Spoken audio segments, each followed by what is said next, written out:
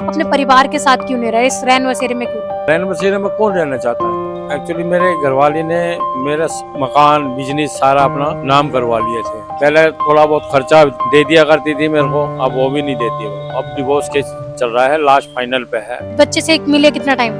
बच्चे से मिले तो मेरे को हो गए 3.5 साल हो गए। आपका मन नहीं करता? क्यों, किसका मन नहीं करता? मिलने देंगी, उसकी माँ मिलने देगी तब ना। आपको बाहर निकाला है, आप खुद निकाला? निकाला ही है। और मैं खुद भी कुछ ताने होते थे, कुछ बातें ऐसी टोन कसी जाती थी कि आदमी मजबूर हो जाता है। अपने भाइयों से बात नहीं करेगा, रिश्तेदारों से बात नहीं करेगा, जैसे मैं कहूँगी वैसे चलेगा, वैसे तो हो नहीं सकता। रैन बसेरे में आने से पहले आप क्या काम करते थे और क्या?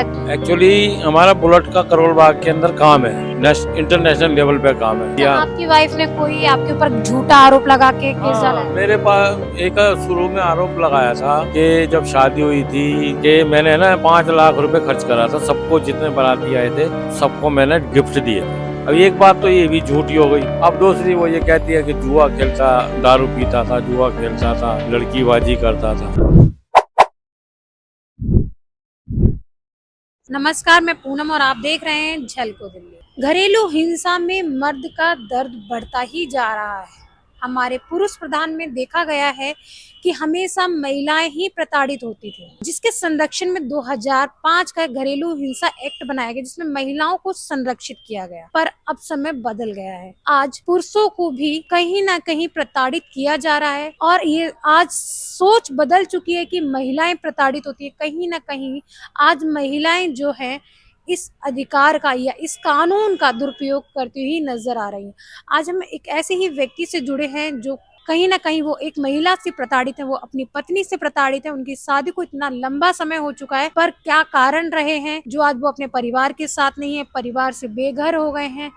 आइए जुड़ते हैं उनसे और जानते हैं उनकी कहानी। क्या नाम है सर आपका? गिरधारी लाल। गिरधारी लाल जी। क्या उम्र है आपकी?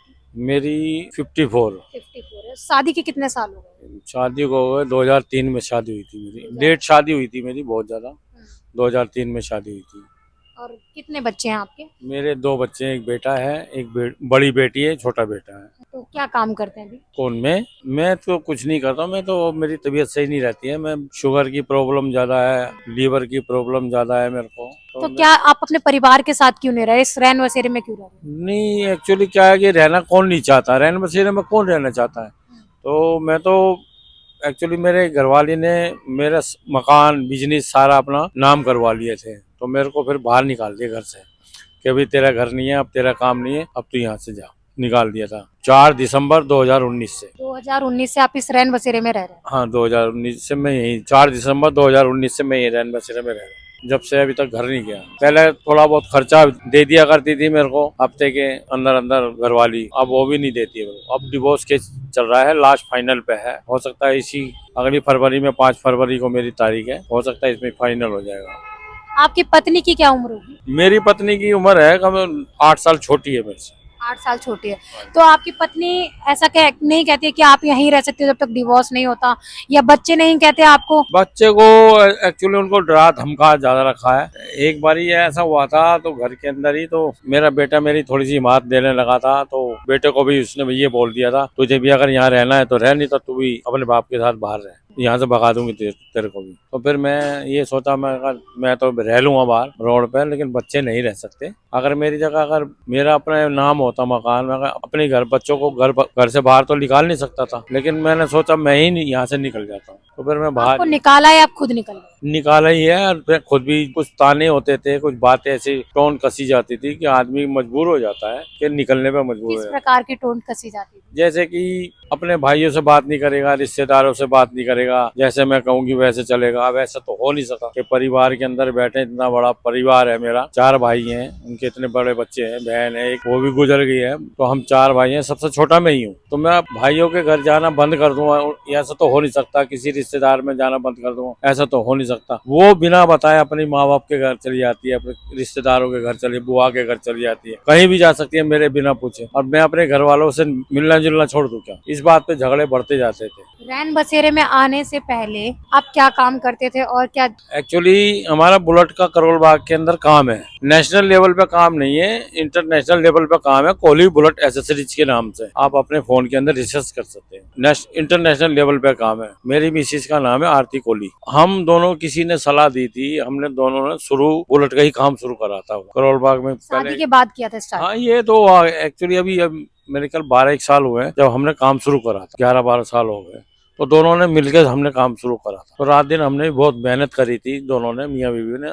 अब ओनर तो वही है, मैं तो हूँ नहीं ओनर, क्योंकि वो पढ़ी लिखे में अनपढ़ है। उसने अपने नाम सारे दुकान बिजनेस मकान सारा अपने नाम करा दिया था। तो मेरे को तो बाद में पता लगा था, जब मैंने कागज टटोले थे तो सारा कुछ उसी पहले के नाम। आपके नाम थे? एक्चुअली पहले तो मेरे ही नाम थे और बाद में उसने अपने नाम करा लिए। 85 जगह साइन कराए थे जब मकान के कागज हुए थे। दुकान ली थी करोल बाग के अंदर, गोदाम है, दुकान है। 6-7 लोग काम भी करते हैं, लड़की भी काम करती है, लड़के भी वहाँ काम करते हैं करोल बाग के अंदर। वो दुकान भी रेंट की है, गोदाम भी रेंट का है। तो उसका भी काफी मतलब कुल मिला के 1 लाख रुपए का कम से कम रेंट पड़ जाता है। लड़का लड़कियों को सबकी तनख्वाह 1.5 लाख रुपए लगभग, सॉरी 1.5 लाख रुपए कम से कम खर्चा पड़ जाता है दुकान का। और जितने लोग स्टाफ काम करते हैं ना, सबका खर्चा पड़ जाता है। मैं एक बात और कहना चाहता हूँ। मेरा डिवोर्स केस लास्ट फाइनल पे चल रहा है। 2 साल हो गए। मैं तो ये कहता हूँ, मेरे तो घर वालों को सबको पता है डिवोर्स केस चल रहा है। एक्चुअली क्या है कि मेरी मिसेज के घर वालों को किसी को नहीं पता डिवोर्स केस चल रहा है। पहले स्टार्टिंग में तो मेरी लड़ाई झगड़े होते थे। मैंने उसकी माँ को भी बोला था, उसके बड़े भाई को भी बोला था। रोहिणी के अंदर रहता बड़ा भाई, माँ को भी बोला था। जहांगीरपुरी में रहते हैं वो माता पिता उसके, उनको भी बोला था। उन्होंने भी बहुत समझाया था। जब तो तलाक की नौबत नहीं आई थी, लड़ाई झगड़े की नौबत थी। फिर उसके बाद अचानक ही उसको घरवाली को ये नहीं पता था मैं यहाँ रह रहा हूँ। तो उसने कोर्ट से नोटिस भेजा, और कोर्ट से नोटिस भेजा मेरे बड़े भाई के यहाँ भेजा। मेरा जन्म स्थल है सब्जी मंडी, पुरानी सब्जी मंडी। वहाँ हमारे दादा परदादा का मकान है, वहाँ पर इन्होंने नोटिस भेजा। अब हमारे को वहाँ से छोड़े 40 साल हो गए, छोड़े हुए मकान को। वहाँ नोटिस भेज दिया, बड़े भाई के यहाँ भेज दिया।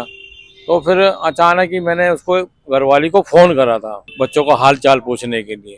तो उसने कहा भी ये फ़ोन नंबर किसका है? मैं कहा मेरा है ये। तो फिर उसने जो नोटिस का जवाब था ना, वो मेरे फ़ोन के अंदर भेज दिया व्हाट्सएप पे। तो मैंने यहाँ के जो केटीगर थे एक, जो अब तो नहीं है यहाँ पर, उनको मैंने पढ़वाया। मैंने कहा ये घरवाली ने भेजा, पढ़ो क्या है। तो उसने मेरे को बताया भाई इस दिन की आपकी तारीख है, कोर्ट में केस डाल दिया है घरवाली ने, तलाक का केस। मैंने कहा ठीक है। तो फिर उस टाइम में सेकंड कोरोना का टाइम था। मैं कोर्ट गया, उस टाइम में जज वगैरह कोई नहीं आ रहे थे। मैं गया कोर्ट के अंदर, तो जज आए नहीं थे, सारे जज छुट्टी पे थे। रीडर ने मेरे को तारीख दे दी। फिर उस दिन तो घरवाली आई नहीं थी मेरी वहाँ पर। फिर मेरे को तारीख मिली, अगली तारीख पे फिर वो आई थी घरवाली। फिर जब से केस ही चलता गया, अब लास्ट फाइनल पे केस है ये। बच्चे से एक मिले कितना टाइम हो गया? बच्चे से मिले तो मेरे को हो गए 3.5 साल हो गए। 3.5 साल। हाँ। आपका मन नहीं करता? क्यों, किसका मन नहीं करता? मिलने देंगी, उसकी माँ मिलने देगी तब ना। अब तो ये अपना मकान छोड़ के पता नहीं कहाँ रह रही है, करोल बाग ही रह रही है। अब यही नहीं पता कहाँ रह रही कहाँ नहीं रह रही। उत्तम नगर में अपना ही मकान है, अपना ही। कोई फोन यूज करते हो, फोन करते हो आप? मेरे पास कोई कांटेक्ट नंबर नहीं है उनका बच्चों का, और उनके पास भी मेरा कोई कांटेक्ट नंबर नहीं है। अच्छा। मेरा कांटेक्ट बस मिसिस से होता है। मिसिस का तो कांटेक्ट नंबर है। कभी कोई ऐसी बात पड़ जाती है पर्सनल, तो मैं फोन कर लेता हूँ, नहीं तो वो अच्छा, आपने फोन पे नहीं कहा कि एक बार बच्चों से मिलने दो? मैंने कितनी बार कहा, लेकिन वो कहती है बच्चे मिलना नहीं चाहते। लेकिन मेरा बेटा, मुझे पता है मेरा बेटा मेरे से मिलना चाहता है, लेकिन उसको रोका जा रहा है। उसको आगे पता नहीं है कि मैं यहाँ रहता हूँ बेटे को, नहीं तो वो मेरे से मिल लेता। वो जवान हो गया है बेटा भी मेरा। ये पीछे ही जनकपुरी के अंदर सेंट मार्क स्कूल में पढ़ता है 12वीं क्लास में। बेटी तो मेरी हो गया है भारती कॉलेज के अंदर है, बीए कर रही है। अच्छा, एक चीज आपने अभी बताई, जैसे आप कोर्ट पे तारीख पे जाते हो तो लगातार कम एज के लोग जो होते हैं, या 6-6 महीने शादी हुई होती है, इस तरीके के मैं देखता हूँ वहाँ पर तो काफी लाइन लगी होती है, जिनकी कुछ उम्र भी नहीं होती, जिनकी शादी की लड़की को कि 3 महीने भी नहीं होते, 4-5 महीने 6 महीने भी नहीं होते, तो वो वहाँ पर तलाक लेने के लिए खड़ी होती है। मैंने कहा इन लोगों ने क्या देख लिया। चलो हमारे को तो 20 साल हो गए शादी को, हमारे तो कुछ समझ में आता भी है, लेकिन इस उम्र के अंदर कोई उनको भी सलाह भी दी थी कि इस उम्र में क्या तलाक लेंगे, बच्चे जवान हो रहे, शादी के लायक हो रहे हैं। अब शादी की तैयारी है बच्चों की। मेरे को पता लगा है लड़की के बीए कर लेगी तो उसकी शादी की तैयारी कर रहे हैं। तो वहाँ पर मैं ये देखता हूँ, बहुत अफसोस करता हूँ, घंटों घंटों बैठे रहता हूँ। इतनी इतनी उम्र भी नहीं होती है लड़कियों की, जो 20-20 साल की भी नहीं होती, जो उनके तलाक लेने के लिए वहाँ पर खड़ी हैं। क्या देख लिया लड़कों के अंदर, क्या समझ लिया? एक परिवार से निकलने के लिए दूसरे परिवार के अंदर जाने के लिए कुछ समय चाहिए होता है। सेटलमेंट होने के लिए हर आदमी को समझना पड़ता है दूसरे परिवार के अंदर कितने लोग रहते हैं, कैसे रहते हैं, कौन किसका कैसे नेचर है, उसके अंदर उसी के अंदर ढलना पड़ता है। ये नहीं है कि जाके वहाँ पर उनसे तलाक लेने के लिए खड़े हो 3 महीने बाद, 4 महीने बाद। पूरी कोर्ट ऐसी, फैमिली कोर्ट पूरी भरी पड़ी है। क्या आपकी वाइफ ने कोई आपके ऊपर झूठा आरोप लगा के केस डाला हाँ, है? मेरे पास एक शुरू में आरोप लगाया था कि जब शादी हुई थी हमारी, एक्चुअली लव मैरिज हुई थी, उसने एक आरोप लगाया था कि मैंने ना 5 लाख रुपए खर्च करा था, सबको जितने बाराती आए थे सबको मैंने गिफ्ट दिए थे। अब एक्चुअली ये बताओ तो मेरी आर्य समाज मंदिर में शादी हुई थी, उसकी तरफ से कोई नहीं था, ना माँ बाप, ना भाई, ना कोई रिश्तेदार। जितने रिश्तेदार थे 40-50 लोग मेरे साथ गए थे आर्य समाज में। तो वहाँ पर मेरे फेरे हुए, शादी हुई थी, तो बस मेरी तरफ से ही रिश्तेदार थे और उसकी तरफ से कोई नहीं था। अब एक बात तो ये भी झूठी हो गई। अब दूसरी वो ये कहती है कि जुआ खेलता, दारू पीता था, जुआ खेलता था, लड़कीबाजी करता था। अच्छा, आपकी जॉइंट फैमिली थी, जैसे आपकी मिसेस और आप जैसे रहते थे, माता पिता और भाई वगैरह रहते थे साथ में? नहीं, ज्वाइंट फैमिली तो पहले तो मैं जब शादी नहीं हुई थी तो मैं ज्वाइंट फैमिली थी। शादी हो गई तो फिर मेरी माता जी थी साथ में, और फिर मैं माता जी के साथ रहता था। तो फिर जब शादी होगी तब भी मेरी माता जी मेरे साथ ही रहती थी। सन 2000 में मेरी माता जी एक्सपायर हो गई। उसके बाद फिर हम भाई अलग रहते हैं, मैं भी अलग, शुरू से भाई अलग ही रहते हैं। एक सबसे बड़ा तो रोहड़ी में रहता है, 2 भाई तो यहीं उत्तम नगर में रहते हैं, वो भी अलग अलग हैं, अपने बच्चों के साथ रहते हैं, और मैं अलग रहता हूँ शुरू से। ये कहानी थी गिरधारी जी की, जो अपनी पत्नी से प्रताड़ित है। ये अपने बच्चों से नहीं मिल पाए हैं, 3.5 साल हो चुके हैं, 4 साल इन्हें अपने परिवार से अलग हुए, 3.5 साल हो गए जो अपने पत्नी बच्चों से नहीं मिल पाए हैं। क्या यही उम्र थी तलाक की? क्या कारण है तलाक के केसेस दिन प्रतिदिन बढ़ते ही जा रहे हैं? चक्कर ये है, आजकल की जो लड़की है ना, घर गृहस्थी नहीं जानती क्या होती है। एक आज़ादी चाहिए लड़कियों को, घूमने के लिए, खाने के लिए, पीने के लिए, बस ये कहीं भी निकल जाओ आप, सबसे ज्यादा रोड पे लड़कियों को देखेंगे, और कुछ नहीं है।